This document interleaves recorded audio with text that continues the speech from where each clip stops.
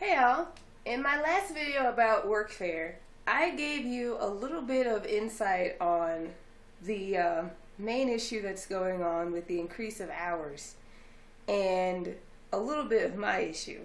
I think it's more important for me to speak on my issue from my perspective because that is the issue that, of course, I can speak on more. I've been in Colorado for I'd say about 2 years now.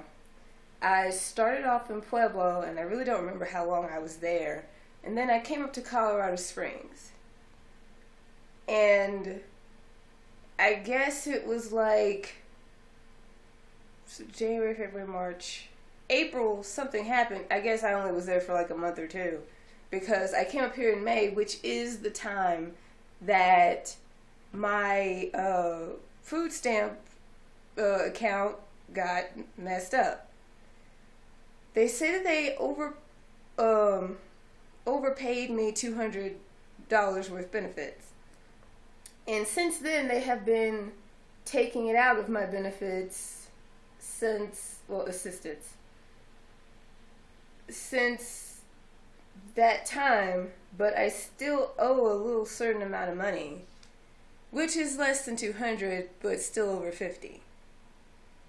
They didn't just tell me that. I had to wait until I got here and something happened to my case here. And then it was never explained to me what I could do about it other than pay. Now, for my situation, only having me to be the person I could take care of, I could afford to have them take out more than $13. They could take out $50 to get it all just paid off in larger chunks and go ahead and get rid of that debt. But there was no, there's no contact of, no information on who I can contact to even work something like that out or anything like that, which is completely unfair because the paperwork that I, of course, signed says that if there is an error made on my case, be it an error of mine or an error of theirs, I am responsible for paying the money back anyway.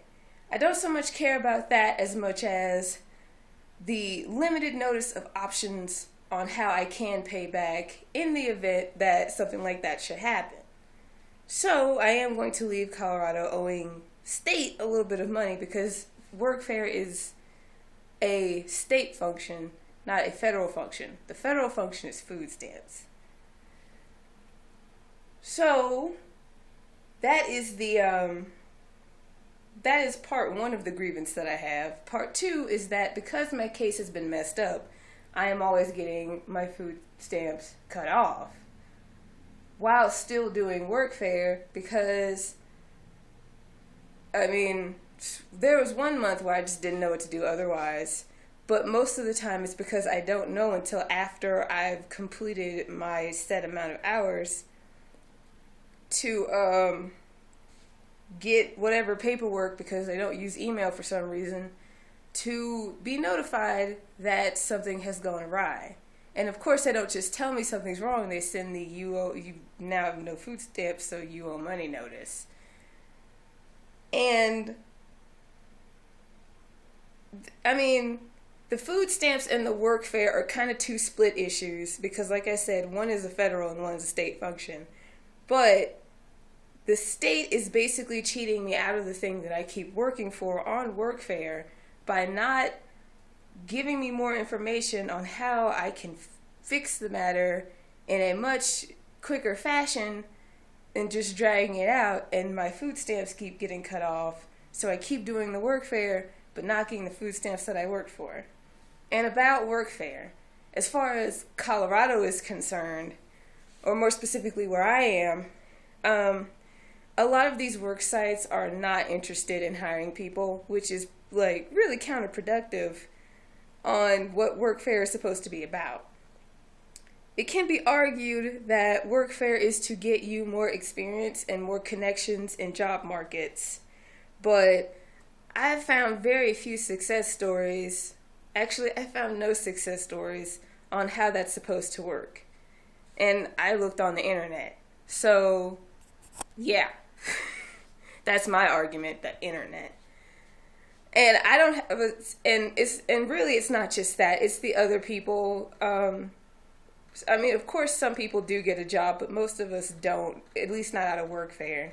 And a lot of the sites are only interested in volunteers, so you know you're not going to get a job from them. And more people, such as the ARC of Colorado Springs, yep, I'm saying the name out loud, they are way more interested in getting the free labor than hiring more people.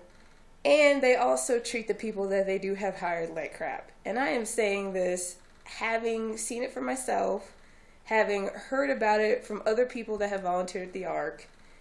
And of course, there are more places that are better, and there are, okay, let me phrase that. Of course, there are a few places that are better, but there are many more places that are worse. And it's very counterproductive to the process that it's supposed to be working towards of getting people in some way or another employed. Now, another system in Workfare is if you are in school, that can count as your Workfare hours, which is honestly more beneficial because it has you working more towards a goal, even though that isn't guaranteed employment. It's a much better goal to work for than to just get on board with people that are going to exploit you.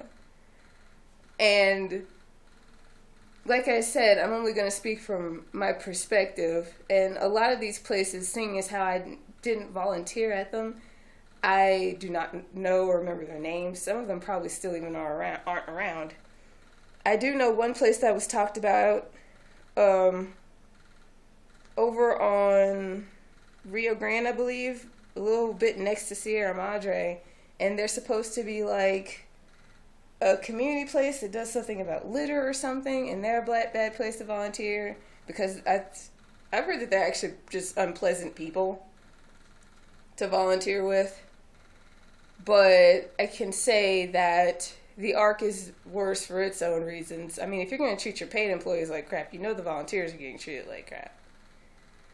And I mean, some places, they do, I mean, you can expect to not get hired there, like, more so small offices, which there are some small offices on the Workfare list. And you can kind of tell what kind of territory you're walking into with some of them. But places like retail stores, like the ARC, for example, you would think that they'd be trying to get people off Workfare, but they aren't. They don't even care about their own employees. And there's a long list of other, I'm sure, better and worse culprits on the overall list. But the thing about Workfare is that if you find a site that you can volunteer in, well, at least in Colorado, if you find a site that you volunteer in that is not on the list, you can still volunteer there. As long as you're volunteering, you're still doing what you're supposed to do. Just make sure the paperwork is filled out properly. The place that I volunteer for my Workfare hours is not on the list because it is a place that deals with minors, and they would rather have people that they already have a sense of trust for instead of random strangers coming in and out, being around. They're teenagers, but it's still a sense of continuity, and it's a small office, so they may not like it there, and then they'd just be in and out and blah, blah, blah. But from the way I've seen it, from my perspective and other people's perspectives, both, I guess the term would be in real life, even though the internet is real life. I guess online and offline would be the appropriate term. Workfare does not work. And either we stop doing things that don't work, or we fix them. And with the way Colorado is making things worse, I think that Workfare needs to stop because it's not working. People aren't progressing. They leave Colorado like I am. And that's, I mean, for us, that's a progress because this really isn't the place to be if you don't already have something. But for the system that's supposed to be, that is not how that's supposed to work. People are getting so that they can't live here anymore because of on top of that, there are various other issues, like I said in the previous video. Feeding homeless people in some places is becoming illegal. And if that happens to Colorado Springs, I mean, shit's gonna go down because we have the Marion House here, which is like our number one soup kitchen center. And then we have some other places that serve dinner, whereas the Marion House serves lunch Monday through Saturday and breakfast on Sunday. I mean, there are various places, and I don't know if these are like the smaller places that have the outdoor feedings every once in a while, like they do in Shreveport, because there is no established soup kitchen there. Or if it is places like Colorado Springs that have established soup kitchens and they're making it illegal there.